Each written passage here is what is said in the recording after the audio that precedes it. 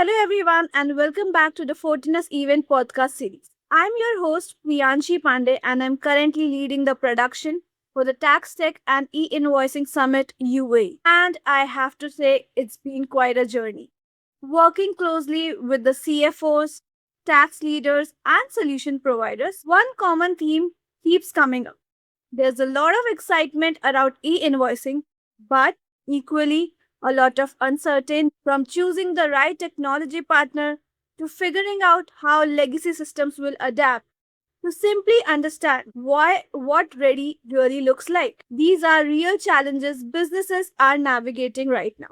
And honestly, one of the biggest pain points I've personally seen with producing this summit is that many organizations are treating e invoicing as a deadline driven compliance task, when in reality, it's a long term transformation journey that impacts finance, tax, and technology together. So, today we are going to unpack these challenges and go a level deeper. Not just what companies should do, but how they should be thinking about it. And to help us do that, I'm really pleased to be joined by Ms. Danielle Cyrus, who's the founder and managing director at Magna-TC Consulting and also one of our valued partners for the summit. Daniel brings extensive experience in helping organizations navigate digital transformation, especially when it comes to aligning legacy systems with evolving tax and compliance requirements. Daniel,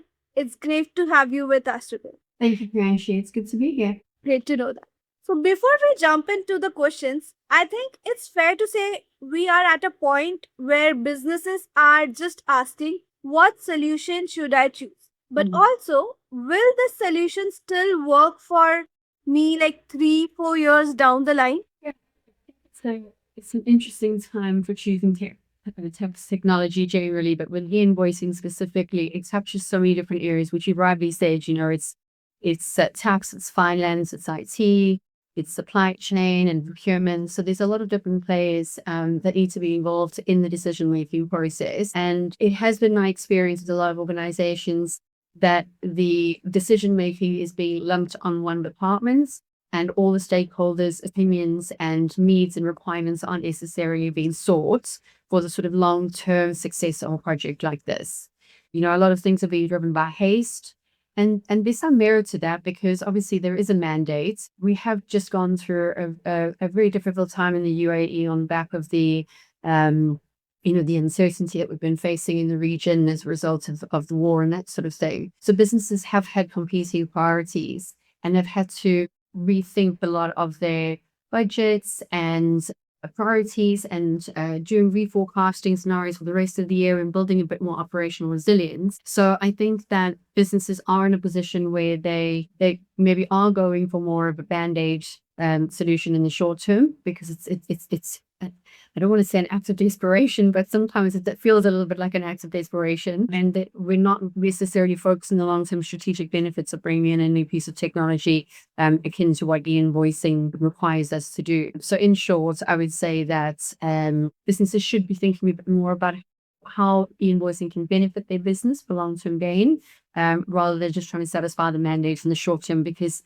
that is very much a short-term solution and it won't carry them forward in the next 3 to 5 years as e-invoicing and real-time reporting become more and more fully mandated globally. Absolutely, completely comprehend this. So, in the similar lines, I want to understand with so many e-invoicing solutions entering the UAE market, what do you see as the number one mistake CFOs make when they're selecting a technology partner? I think for me, it's very much based around haste. Again, it goes back to our previous conversation.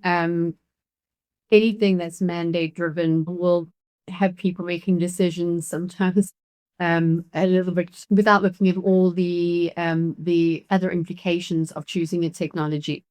Technology should be seen as something that's integrated, and that doesn't necessarily mean it has to be via an API. There are other ways that you can bring in an e-invoicing technology. When I say integration, the integration of processes. And it's an opportunity for businesses to look at their existing processes, existing data, and look at ways that they can do things better in the future that is scalable and also is future proof. And I think that by when we act in haste, like anything in life, it means that we don't necessarily look at all the options that are available to us. Sometimes then it ends up being cost driven. Sometimes it ends up, you end up falling foul of a really good marketing campaign that somebody says that they can do everything that you needed to do, but it's not necessarily the case when you dig underneath the hood.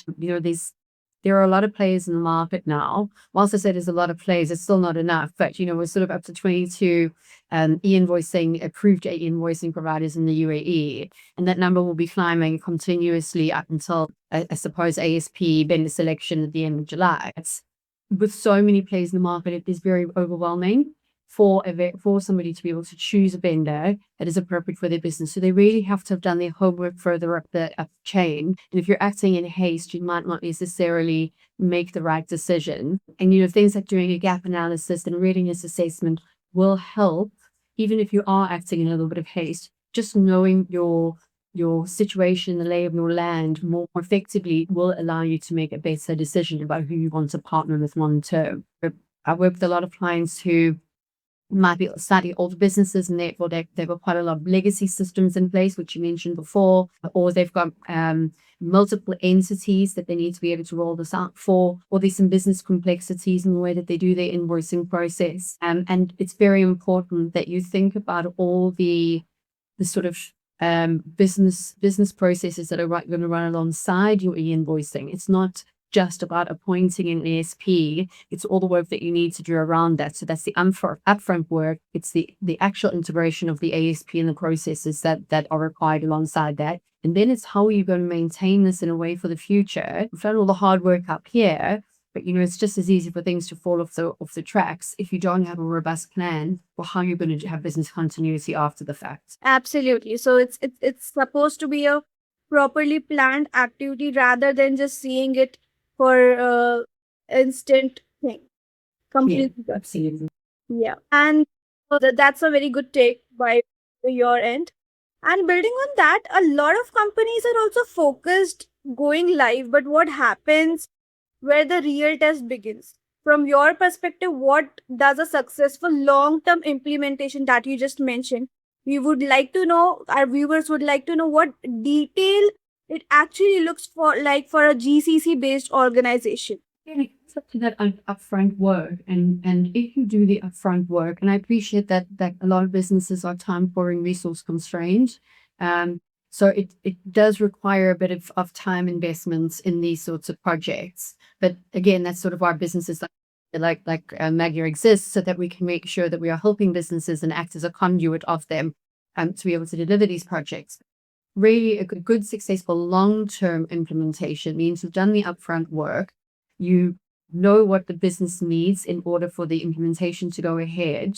It was scoped well, it was executed well, all the internal stakeholders were consulted and informed, and not just informed of the fact that a new piece of technology is coming in, but also the new relevant process changes that might be relevant to their departments, so that they can take ownership of that, or at least be informed of any changes that are coming.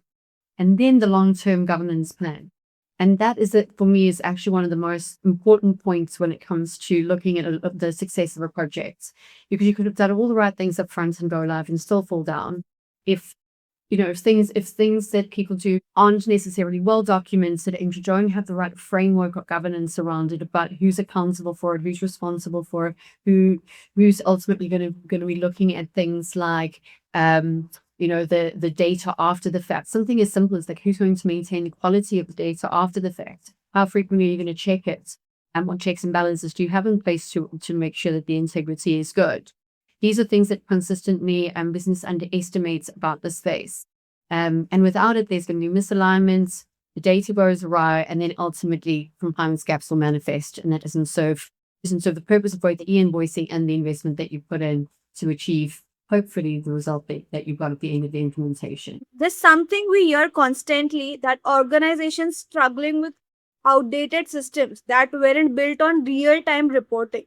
How is Magna-TC helping clients bridge the gap between legacy infrastructure and new digital requirements? So Magna is a business, two areas that we help clients. Number one, as I've mentioned before, vendor selection can be a really daunting process for businesses. Sometimes it's the the vendor that barks the loudest sometimes gets the win when they might not necessarily be the right tool for the business or the right platform for the business to be adopting for their specific scenarios. So a large part of the work that we do is around choosing the right vendor for your business. And we do that again by looking at the sort of state of readiness of the business to be able to adopt the technology and to be able to be compliant with the mandates.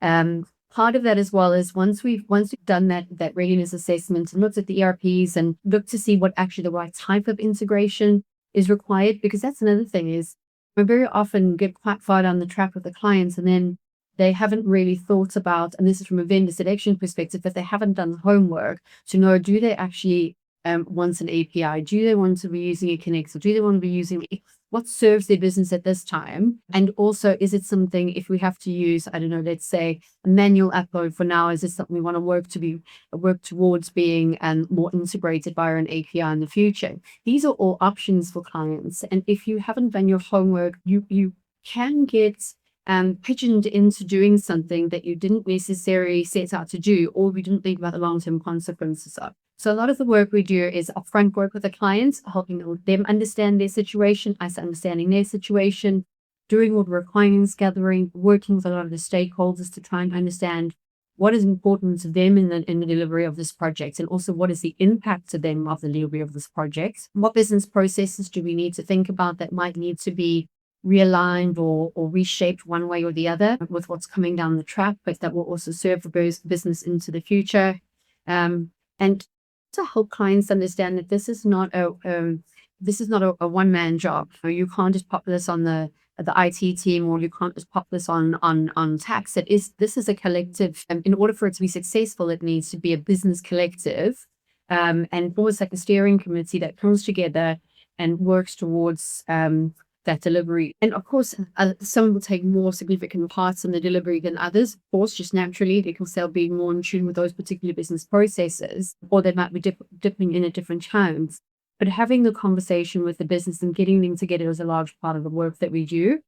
And then once we've done that and we've decided on the type of vendor that we think would be appropriate for that client, of course, the choice is always up to theirs, and we are vendor agnostic, but there will always naturally be some vendors that are more suitable to a business just based on their either their industry or the parameters of their business or the way that they want to be set up and those sorts of things. And also, are they operating in other jurisdictions?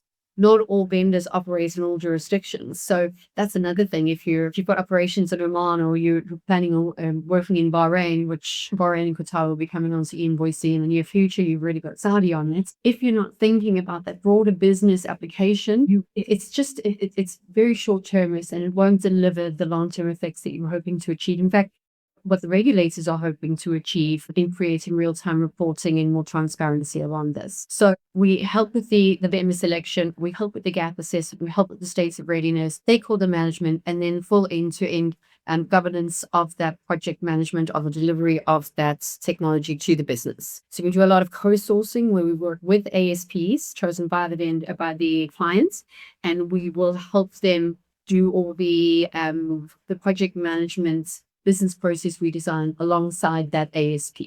So we're not here to replace an ASP. I need to make that very clear. We're not here to replace an ASP, but we are here to make sure that the project is a long-term success and that there's actually long-term gain from the implementation.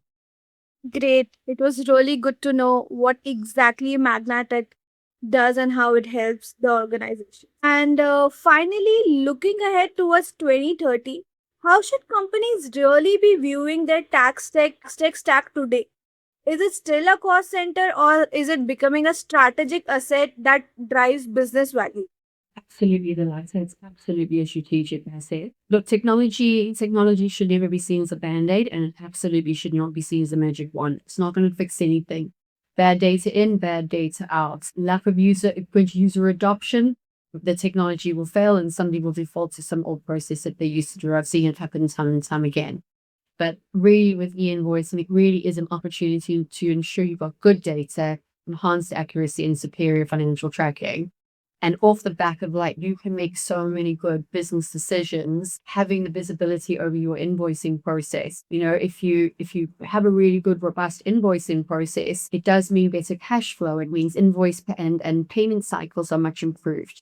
You're able to look at where potentially these gaps in your invoicing process and why there might be delays to invoice distribution, or potentially look at things like why there might be pricing differentials between invoices. It provides a lot better structured, more comprehensive data, more unified data across your business that allows you to really investigate a little bit deeper, because everything is more homogenous in the way you're looking at it. And if you look at invoices today, maybe if let's say, for example, you're a manufacturer and you get some invoices on paper and they've got 2 or 3 lines written on them, and maybe you get something a bit more comprehensive from your ASP provider, or maybe you're working with a supplier who has a full end-to-end digital journey for the invoicing. And if you look at those 3 different versions of it, you're likely to come up with all different permutations. How do you do analytics on something? It's like comparing apples with pears. And this really allows you a much better opportunity to take control of your business and look at how you can be more proactive in your decision making. As I say, use it therefore as a strategic asset rather than just seeing it as a cost. Got it. Completely understood that point, and this gives a lot of clarity to the viewers as well. So, before we wrap up, I would like to also know a short summary of what we discussed today and what you would like our viewers to hear from you.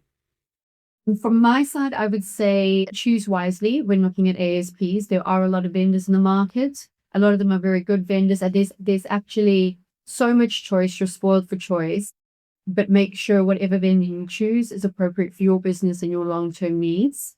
And the other thing that I would say is don't treat this as a one and done. Look at it as a more strategic initiative across your business, one that can actually add some real value. And make sure that you are consulting the right people, both within the organizations and those that are in the market, to be able to assist with these. You don't have to do it on your own. I appreciate that sometimes businesses do take, they feel like this is just on them. But when you work with firms like Magna, for example, you're in a very good position where you can effectively get a whole team of people who've had experience right across the globe in implementing e-invoicing and on paper network. You can get a whole team aligned to your business, acting on your behalf as an extension of your business. And in that way, you can alleviate some of the stress that you might be feeling about the impending mandate. Daniel, thank you so much. This has been really insightful. And I think one of key takeaway here is that e-invoicing is just not it's not just about compliance anymore. It's about building a future ready resilience finance and a tax ecosystem altogether. So, for everyone tuning, these are the challenges you're currently facing. We'll be diving much deeper into these conversations at the TaxTech and E-Invoicing Summit UAE on 14th. I would highly recommend joining us to hear directly from experts like Danal and exploring practical strategies you can implement. Until next time, this is Priyanshi. Thank you for listening.